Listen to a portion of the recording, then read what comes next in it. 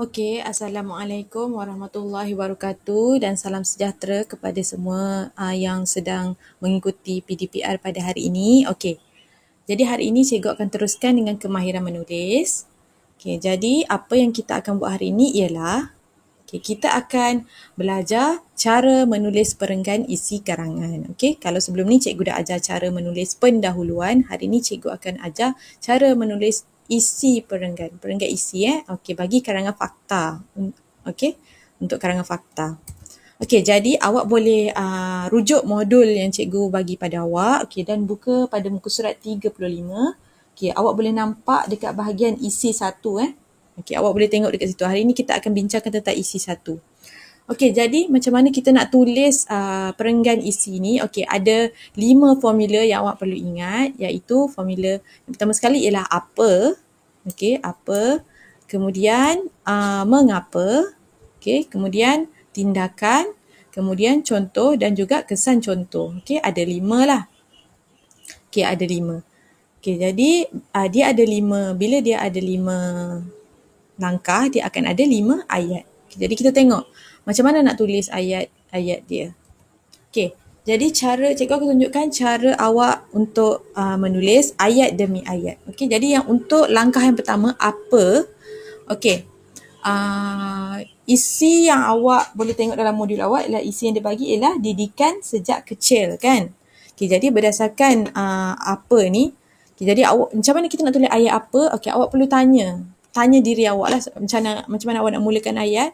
Apakah yang perlu dilakukan oleh ibu bapa? Apakah, sebab kita dah bincang hari tu dia punya pendahuluan tentang cara untuk memupuk semangat kejiranan, kan? Jadi kita perlu bila isi dia ialah didikan sejak kecil. Okay, jadi kita boleh buat apakah yang perlu dilakukan oleh ibu bapa.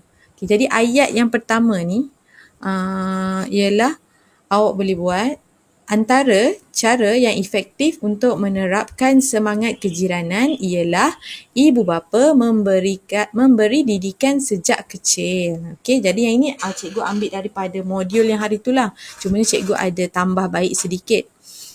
Okey, jadi itu ialah apa. Maksudnya apa isi dia lah, kan? Okey, isi dia. Okey, kemudian ialah ayat yang kedua ialah ayat kesan. Okey, kita dah tahu isi dia iaitu ibu bapa berikan didikan. Okey, kesan dia apa? Okey, awak boleh buat macam ni. Mengapa ibu bapa perlu buat isi satu tadi? Isi satu tadi ialah memberi didikan. Mengapa ibu bapa perlu memberi didikan sejak kecil?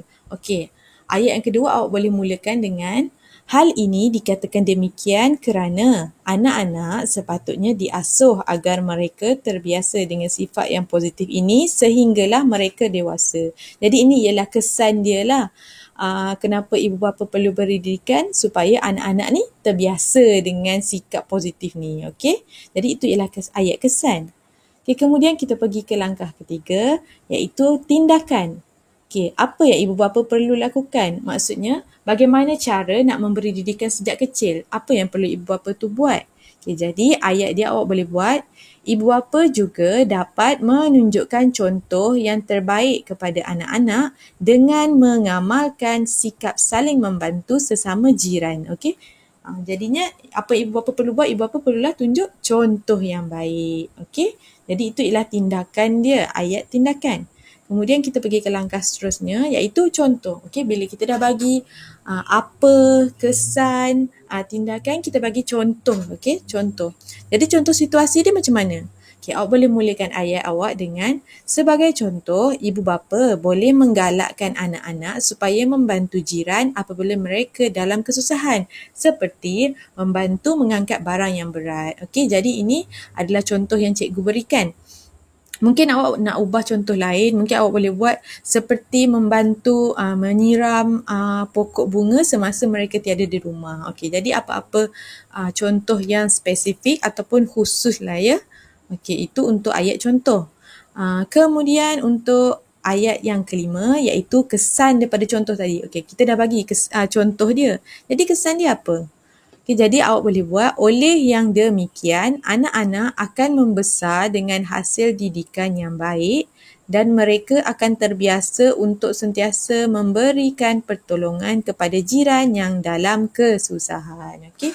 Jadi itu ialah kesan dia. Maksudnya apa yang jadi pada anak-anak tu. Jadinya kita buat anak-anak tu akan membesar dengan hasil didikan yang baik dan mereka dah terbiasa untuk tolong jiran. Okey. Jadi itu ialah 5 ayat yang awak boleh tulis dalam perenggan isi awak.